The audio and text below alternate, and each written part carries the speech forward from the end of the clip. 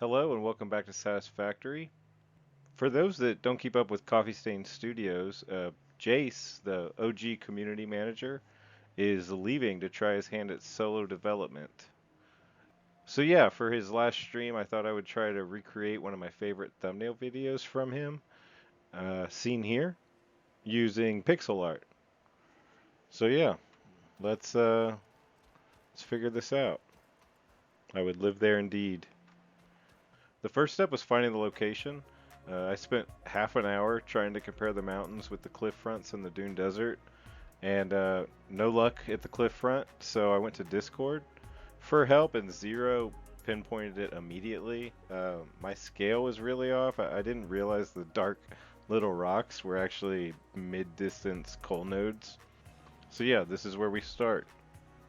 Alright, so I'll just pop the thumbnail up on the screen, and we're going to be like one of those geolocators. And we're going to find the spot. I'm almost for sure that's the one he's hovering over.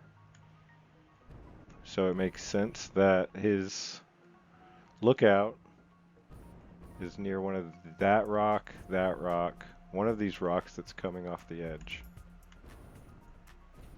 So let's figure out the angle, because once we figure out the angle, I need to figure out if we are going to use a 32 square meter Jace or a 64 square meter Jace. The bigger the better, obviously, for details.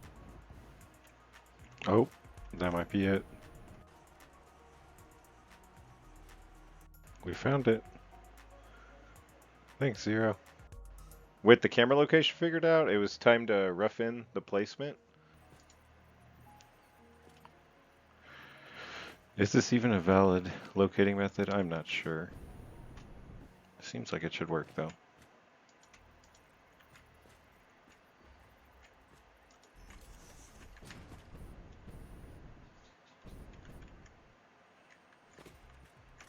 I used beams from the camera location drawn out to just 3 important parts of the mountain. These are the most important positions to know because it's the only place where Pixel Jace is interacting with the environment. And then I also mocked up a 32 square meter Jace to check placement.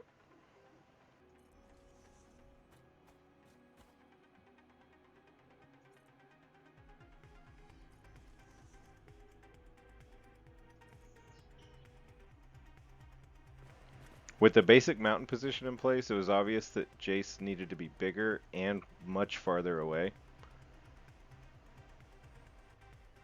So I refined the placement using the same method of vanishing point beams, just much longer this time. But first, a quick note on blueprints. Alright, we're back in update 7 now. And we have a Jace to build. I looked, 32, maybe I'll pop it up here, 32 just doesn't look like enough of anything, so we have to go 64, which is 4 times the work, but hey, worth it.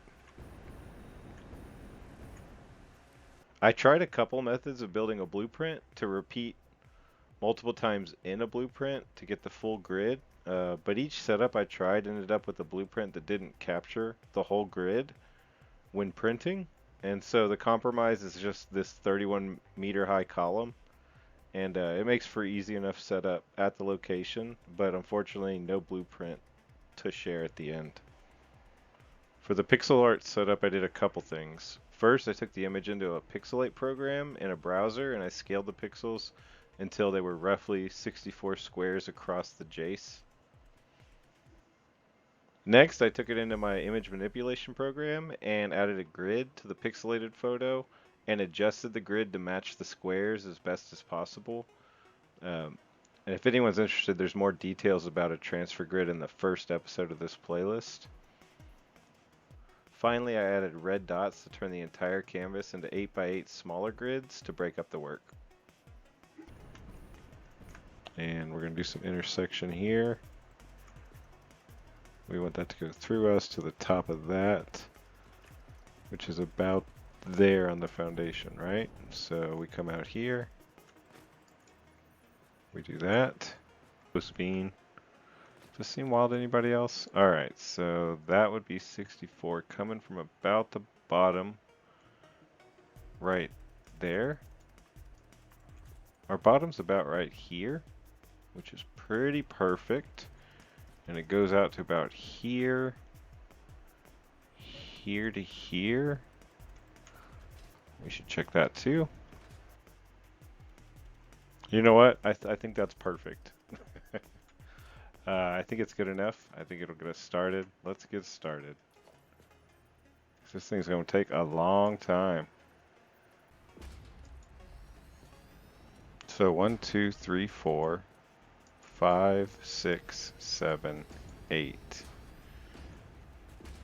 We're going to work with a lot of 8s. Let's get a ramp so we're not blocking our view, but we have room to look. Pixels. So now comes the work. Just starting by hand at the mountaintop, I clicked on the pixel with the color picker, got the swatch code, inputted into the swatch color in game, painted that single pixel, moved one down the line, and repeat roughly 3,000 times at maybe 10 to 20 seconds a pixel. As a side note, the biome coloring of this game is crazy.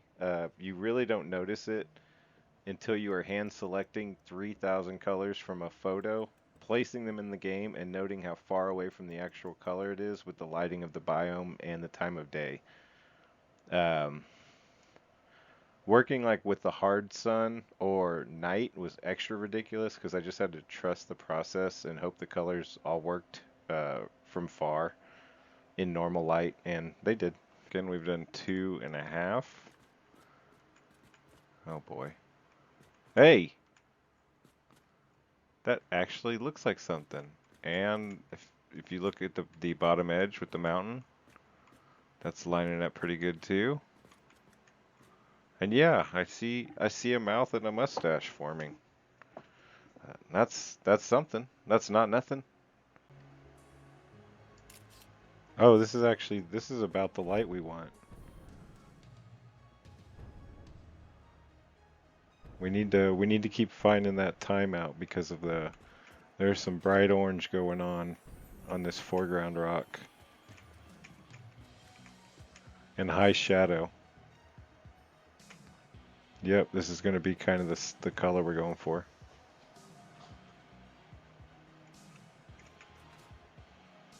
Awesome.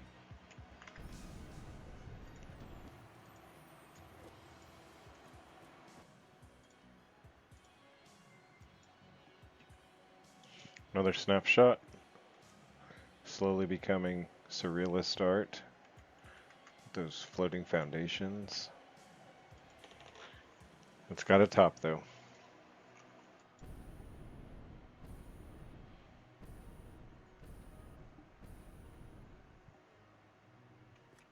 Alright, I think this is the last time I'm checking in. I think we're about 9 hours in. I'm gonna finish up this section and most of this section and this section, which is still a bit of hair, and then I'm probably gonna go a little rogue for the shirt. Yeah, because these little minor gradations, they're cool and all, and they're important for like the face and the hair, things like that. But that kind of detail I don't think is important for the shirt for the time we have. So yeah, I'm going to work offline, I'm going to do all these, and then I'll be back to get the witness protection box off his eyes. Here's the final 2 grids in time-lapse. I don't know if you can quite sense the amount of relief I am feeling here through my camera movements, but yeah, excited to be almost done.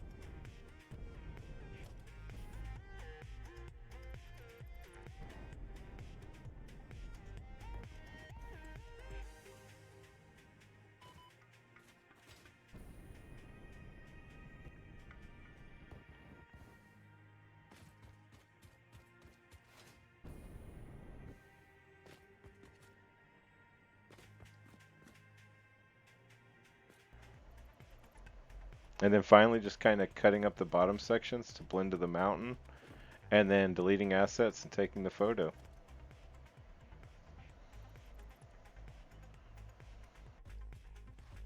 Alright, so this is my final result. This is check different times a day, and this is the one I went with.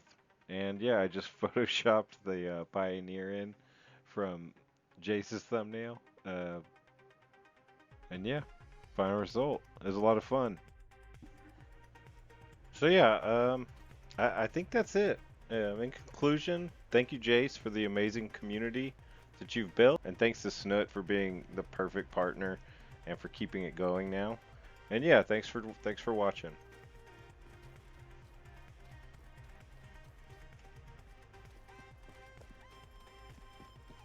Jace is always watching now.